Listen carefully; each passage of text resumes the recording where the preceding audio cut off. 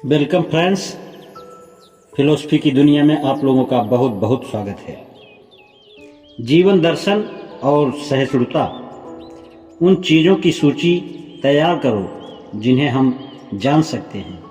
फिर उन चीज़ों की सूची तैयार करो जिनमें हम केवल विश्वास कर सकते हैं।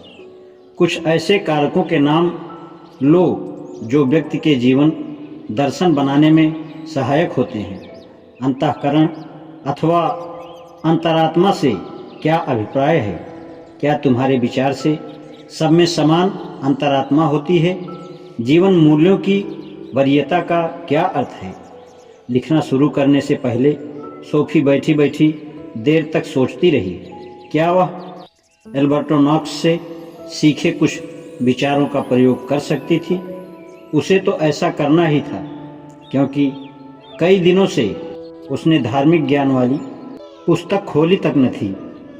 बस एक बार उसने लिखना शुरू किया कि विचार अपने आप उसकी कलम से बहते चले गए। उसने लिखा कि हमें मालूम है कि चांद कच्चे पनीर का नहीं बना है और चांद की अंधेरी साइड में ज्वालामुखी के गड्ढे बने हुए हैं। यह कि सुकरात और यीशु दोनों को ही मृत्युदंड दिया गया था। यह कि हर एक को देर या सवेर मरना ही होता है। एक्रोपोलिस के बड़े मंदिर 5वीं शताब्दी ईसा पूर्व में फारस के साथ किए गए युद्ध के बाद बनाए गए थे, और यह कि प्राचीन यूनान में सबसे महत्वपूर्ण देवबाड़ी डेल्फी की थी। हम किन विषयों में केवल विश्वास ही कर सकते हैं, इसका उदाहरण देने के लिए सोफी ने इन चीज़ों का जिक्र किया। क्या अन्य ग्रहों पर भी जीवन है? क्या ईश्वर का अस्तित्व है? क्या मृत्यु के बाद जीवन है? और क्या यीशु भगवान का बेटा था या केवल एक बुद्धिमान आदमी था? निश्चिंततः हम यह नहीं जान सकते कि यह दुनिया कहाँ से आई। उसने अपनी सूची को पूरी करते हुए लिखा, ब्रह्मांड की तुलना एक जादुई टोपी से निकलने वाले बड़े खरगोश से की जा सकती है। दार्शनिक खरगोश की फर के बारीक बालों पर चढ़ने की और सीधे बड़े जादूगर की आंखों में झांकने की कोशिश करते हैं। वे इसमें कभी सफल हो पाएंगे?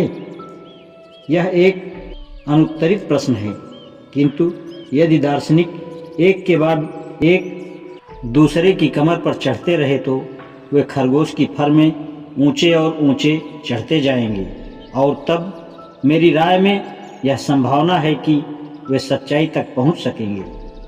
बाइबिल में कुछ चीज़ ऐसी है जो खरगोश की फर में बारीक बाल हो सकती है।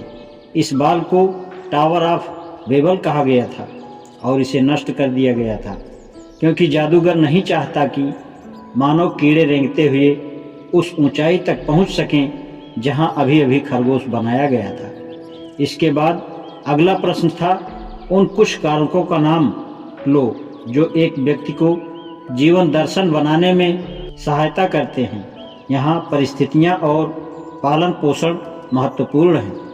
अफलातून के समय में रहने वाले आदमियों का जीवन दर्शन आज के आदमियों के जीवन दर्शन से भिन्न था, क्योंकि उस समय लोग एक भिन्न युग और भिन्न परिस्थितियों में रह रहे थे। दूसरा कारक यह था कि लोग अपने लिए किस प्रकार के अनुभवों का चयन करते थे।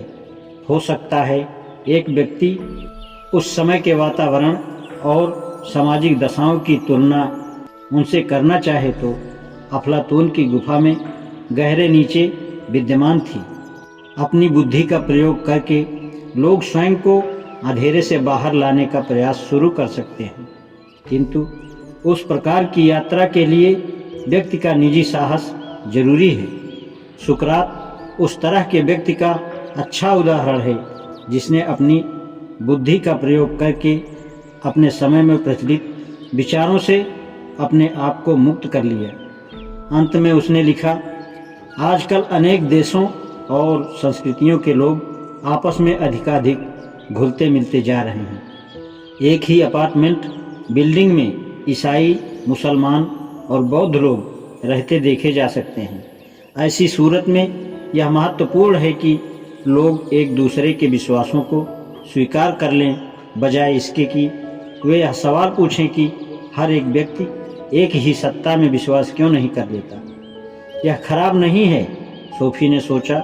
उसे यह साफ अनुभव हुआ कि उसने अपने दार्शनिक अध्यापक से जो सीखा था उसमें से अच्छा खासा इस्तेमाल कर लिया है, और यदि कुछ कमी रह गई तो वह सदैव ही अपनी साधारण सूझबूझ का प्रयोग करके तथा पढ़ी सुनी बातों का प्रयोग करके पूरी कर सकती थी। आज इतना ही। शेष कल। धन्यवाद।